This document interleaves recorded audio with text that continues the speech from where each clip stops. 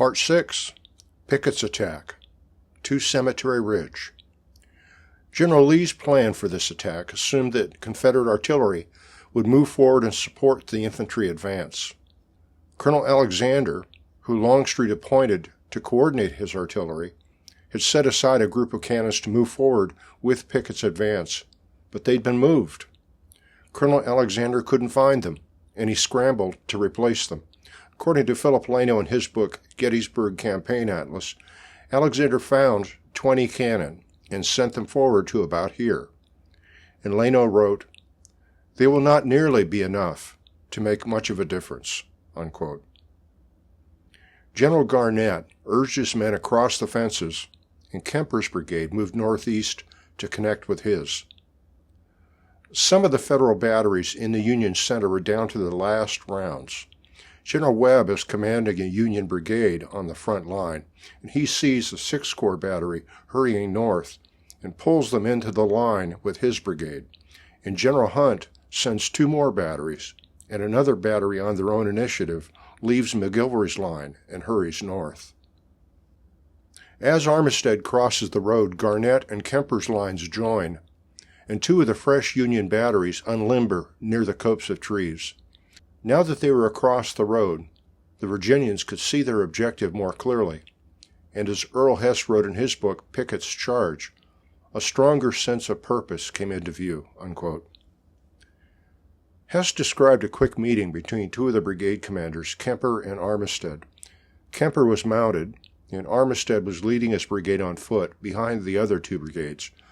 General Kemper rode back and found Armistead and said, "General, I'm going to storm those works, and I want you to support me." Hess wrote that Armistead agreed, and then gestured proudly back toward his brigade.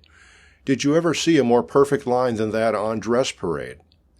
And Kemper shouted, "I never did," and rode back to his brigade.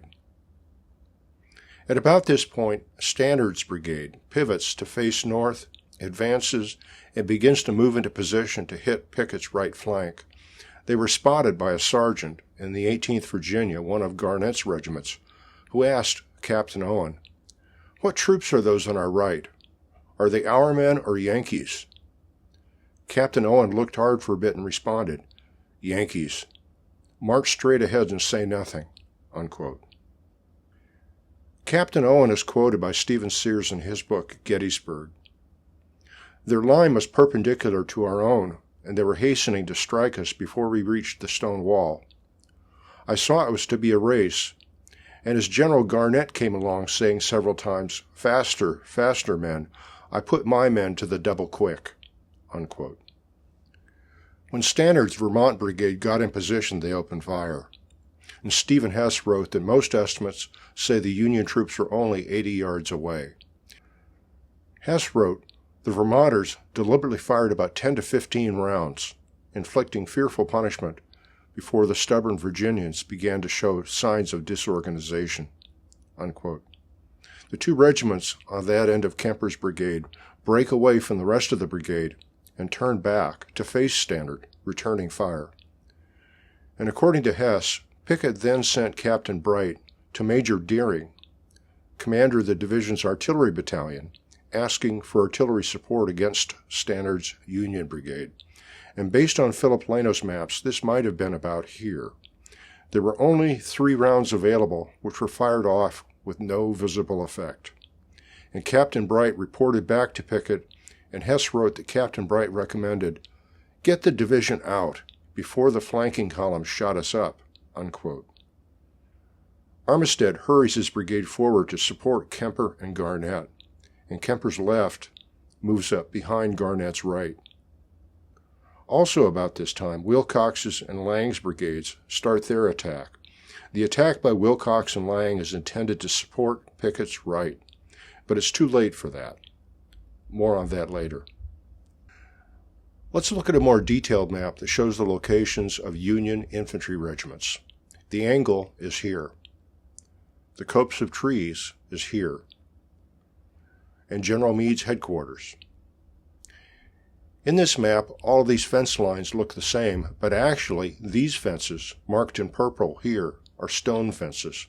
And again, that corner is the angle.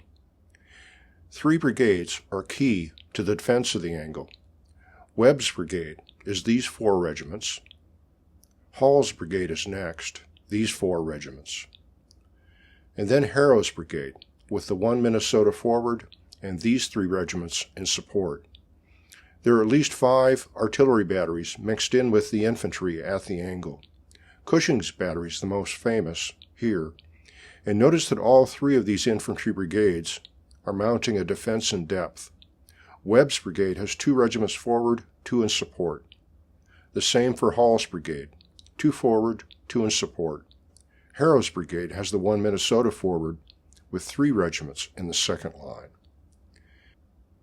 And now I'll add labels to indicate the 2 closest 1st Corps brigades on the left and the 2 2nd Corps divisions, Hayes's and Gibbon's.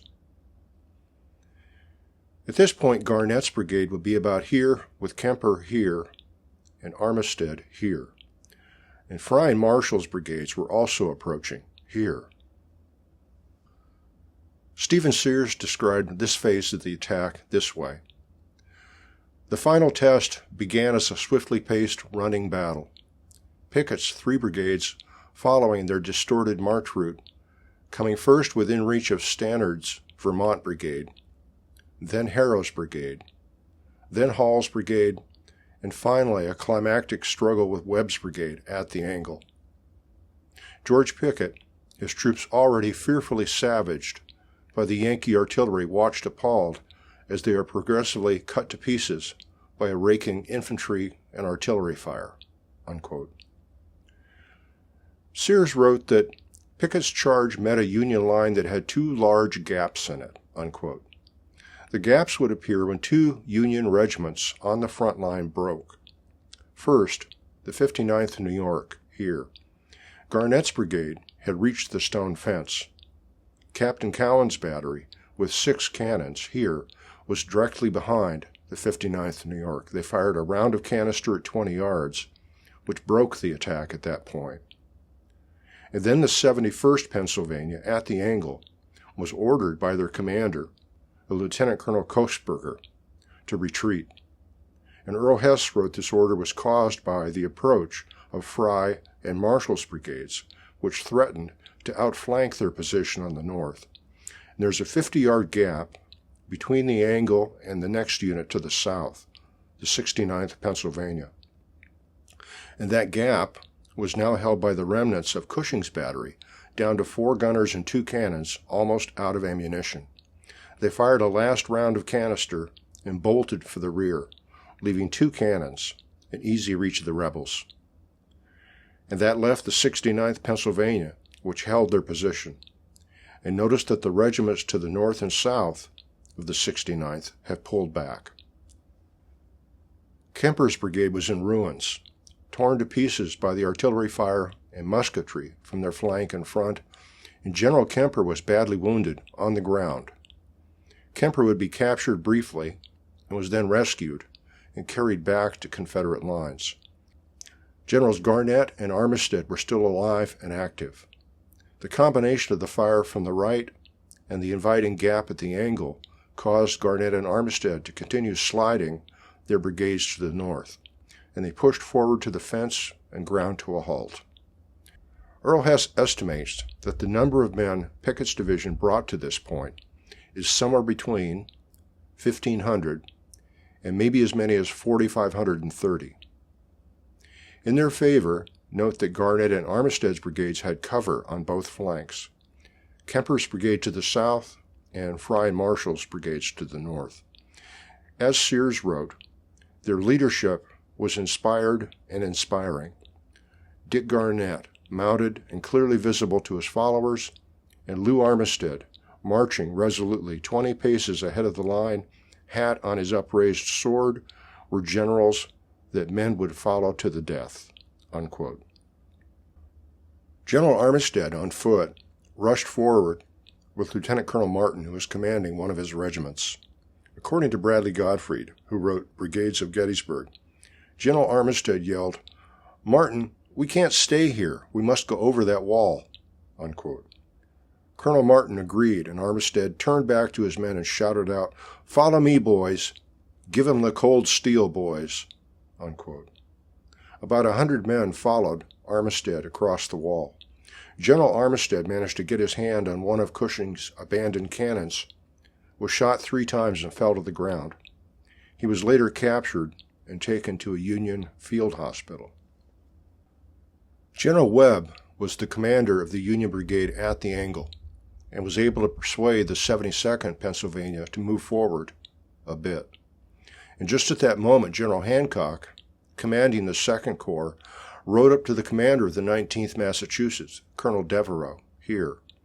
And Devereux shouted to Hancock, "See, General, they've broken through. The colors are coming over the stone wall. Let me go in there." And Hancock responded, "Go in there, pretty goddamn quick," unquote, and continued to the south. The 19th Massachusetts and the 42nd New York together, both of them from Hall's brigade, spun to the right and began firing into the rebel troops. General Hancock continued riding south to Stannard's brigade, and when he got there he learned that General Gibbon, commanding the division made up of Webb's, Harrow's, and Hall's brigades, was wounded and off the field. And Hancock himself was wounded just after this, and he was also carried off the field.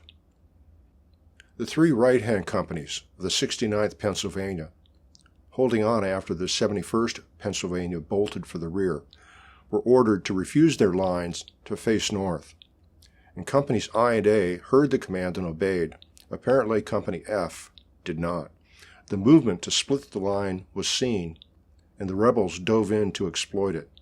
Company F was captured, but the next company in line held, and the rest of the regiment held. And Earl Hess wrote that the 69th Pennsylvania saved the angle and killed any chance that Pickett's division might push the Federals off Cemetery Ridge, unquote. One of Gibbon's staff officers, Lieutenant Frank Haskell, had been sent back to Meade's headquarters to report the attack, and when Lieutenant Haskell returned, he could not find either Generals Gibbon or Hancock. Both of them by then were wounded and off the field. As Stephen Sears reported in his book, Lieutenant Haskell then took it upon himself to act, unquote. Haskell went looking for help for Webb's brigade, which contained the Pennsylvania regiments I was describing earlier, the 69th, 71st, and 72nd. Haskell rode up to General Hall, commander of the next brigade to the south. Hall asked him how it was going, and Haskell said that Webb's brigade needed help. "Can you assist him?" General Hall agreed. Lieutenant Haskell replied, "You cannot be too quick." Stephen Sears reports that General Hall could safely shift his troops to the north because by now Pickett's attack was focused entirely on the 100 yards between the angle and the copse of trees. Lieutenant Haskell then continued south to Harrow's brigade, and soon they were rushing north too. Let's shift back to the animation. Notice that Robinson's division has been called forward. They were in a supporting position on Culp's Hill and were moved forward to Cemetery Hill as a reinforcement, and they only arrived just soon enough to see the attack ending. Also see Webb's brigade turn right, and Hall and Harrow's brigade shift to the right to help them, and 2 regiments from Biddle's brigade charged north. When General Armistead crossed the wall, no more than 100 men went with him. 17 of those men are named. They penetrated 20 yards into the angle and held their position about 10 minutes. 42 of the 100 men were killed. As I said earlier, General Armistead was shot down as he reached Cushing's guns. Armistead was badly wounded, captured, and carried off to a Union field hospital where he died. Also about this time, General Garnett was killed, and General Kemper wounded off to the Confederate right. Earl Hess wrote about the thought process of Confederate troops stalled at the Union line. First there was fierce defiance, and then there was doubt about the prospects of help arriving, and then there was the grim realization that a decision between flight and capture had to be made, unquote. There were no orders to retreat from Pickett, Lee, or Longstreet, but apparently troops that thought they could make it back to Southern lines retreated. Others surrendered.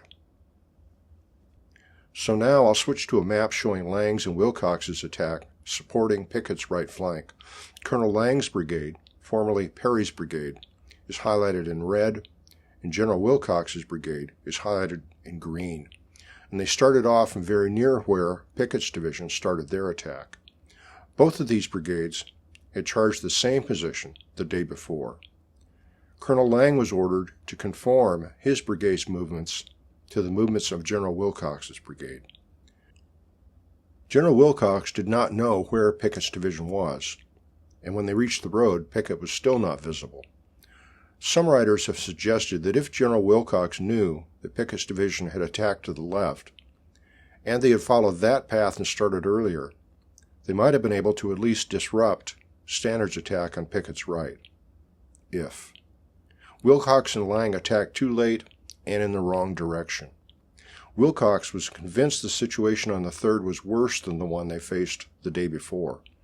They moved straight forward.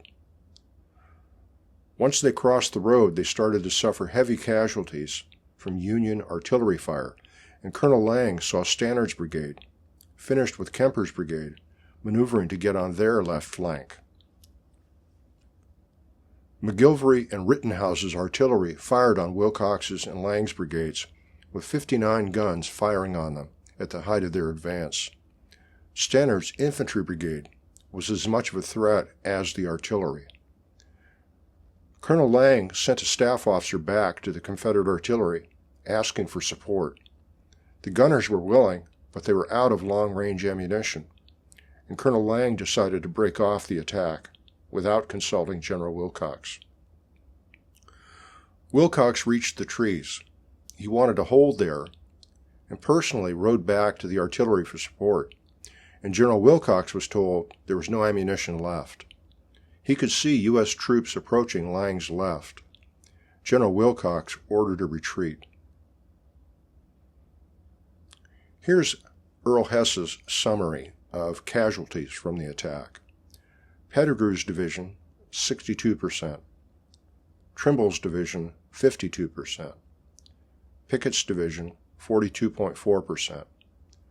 Wilcox's brigade, 20%. Lang's brigade, 28%.